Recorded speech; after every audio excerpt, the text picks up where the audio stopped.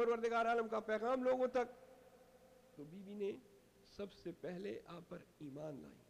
मुवहिदा पहली थी, मैंने कल की मजलिस में बयान कर दिया था, साबित भी कर दिया था कि आप तौहीद परस्त थीं, दीन इब्राहीम अलैहिस्सलाम पर थीं, और आपने कभी जिंदगी में किसी बुत के सामने सजदा नहीं किया। ये बहस कल हो चुकी है। अब पहली मर्तबा जब वही नाजिल हुई तो आपने सबसे पहले कहा अपने शोहर को कि आप नबी हैं, रसूल हैं, आप पर वही नाजिल हुई, मैं आप पर ईमान लाती हूँ, जो कुछ भी आप कहते हैं वो सच है। सादिक और अमीन तो पहले से मशहूर थे, अब आप अल्लाह के रसूल हैं और मैं आपके साथ इस मिशन में आपका साथ दूंगी, आपके हमरा रहूंगी। ये है ईमान।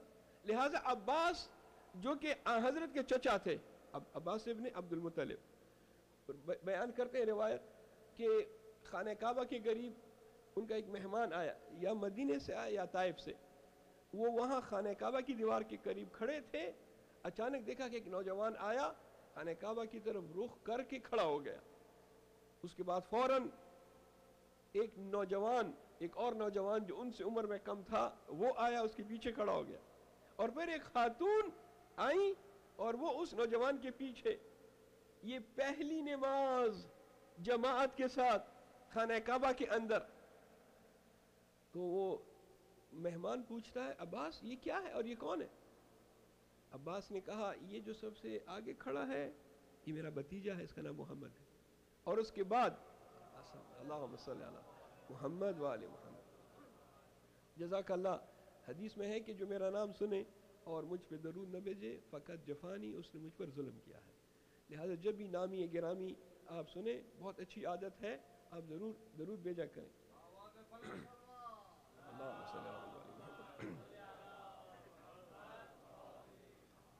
ये शख्स पहला वाला ये मेरा भतीजा है, और उसके पीछे जो नौजवान खड़ा है वो भी मेरा भतीजा है, वो भी, लेकिन ये अबू तालिब का बेटा है।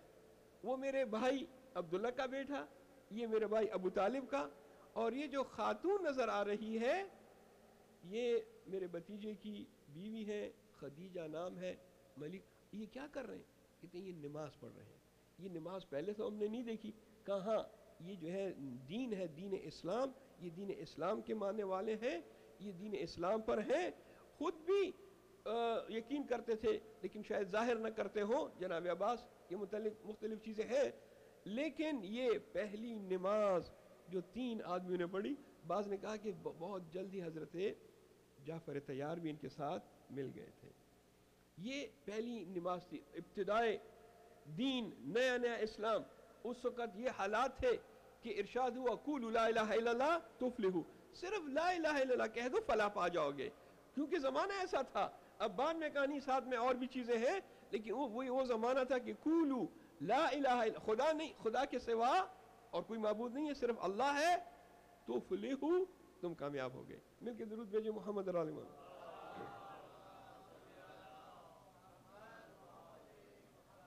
बहुत जल्दी से चंद असबाक और दर्स जो हम बीवी की ज़िंदगी से हासिल करते हैं उसकी तरफ इशारा करता हूँ। माशाल्लाह सब पढ़े लिखे लोग हैं, आपको ज़्यादा तुल तफासील में जाने की ज़रूरत नहीं है, इशारा करके आप इंशाल्लाह समझ जाएंगे। तीसरा दर्स है ईसार और कुर्बानी का। इस्लाम की तालीमात ये हैं कि अगर एक खातून उसके पास अपना माल है तो वो उसका है, अगर शोहर के पास माल है तो वो शोहर का है। यानी दोनों को इख्तियार है वो जिस तरीके से इस्तेमाल करना चाहे। ऐसा नहीं है कि बीवी के पास माल है तो शोहर ये कहे कि तुम्हारे माल पर पूरा का पूरा हक मेरा है। इस्लाम ने ये तालीमात नहीं दी हैं। हाँ, अगर बीवी मर्जी से कुछ दे रही है तो आप ले लें, लेकिन आप जबरदस्ती नहीं कर सकते, उसका माल अपना। यहां भी यही चीज है, हजरत का माल उसका जितना भी है हजरत के पास, और बीवी का माल उसका। लेकिन इसारा और कुर्बानी देखें, इस्लाम की इब्तिदा है सारा का सारा माल उठा के अपने शोहर नामदार हजरत की खिदमत में, ये तुम्हारा, आज से तुम्हारा, इसको जिस तरीके से चाहो खर्च करो। कितनी बड़ी मिसाल है मियाँ बीवी के जो ताल्लुकात और फैमिली के जो ताल्लुकात होते हैं उसके लिए कितना बड़ा नमूना कि सारा माल उठा के। और ये वो ज़माना था कि इस्लाम को مال کی ضرورت تھی، لہٰذا حضرت نے وہ مال اسلام پر خرچ کیا، کچھ بھی نہیں بچا، اتنی زیادہ دولت، اور ایک ایسا وقت آیا کہ سوائے چادر تطہیر کے اور کچھ نہیں ہے. یہ سب کچھ اسلام. تبھی تاریخ نے ایک جملہ کہا ہے، تاریخ کا یہ جملہ غیروں میں اپنوں میں سب میں موجود. سب کہتے ہیں کہ اگر علی کی تلوار نہ ہوتی اور خدیجہ کا مال نہ ہوتا تو اسلام اس شکل میں نہ ملتا. یہ آج جو اسلام کی شکل ہے یہ اس وجہ سے ہے کہ اس میں علی کی تلوار تھی اور خدیجہ کا مال تھا. ہم جب پاکستان کے وجود کے متعلق بات کرتے ہیں، نظریہ پاکستان کی جب بات ہوتی ہے تو وہاں بھی یہی بات آتی ہے کہ اگر محمد علی جناح نہ ہوتے، شیعہ تھے، محمد علی جناح نہ ہوتے اور راجہ صاحب محمود آباد کا مال نہ ہوتا. راجہ صاحب محمود آباد بھی شیعہ، پاکستان بنانے والے بھی شیعہ، دونوں شخصیات شیعہ جنہوں نے پاکستان بنایا اور پاکستان بنا ایک اسلامی حکومت کے نظریے کے مطابق، اور آج انہی لوگوں کو کافر کہا جا رہا ہے.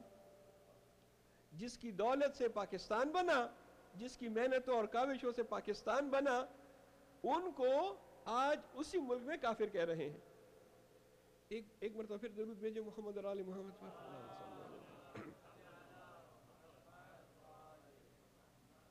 چوتھا درس اور سبق بی بی کی زندگی کا.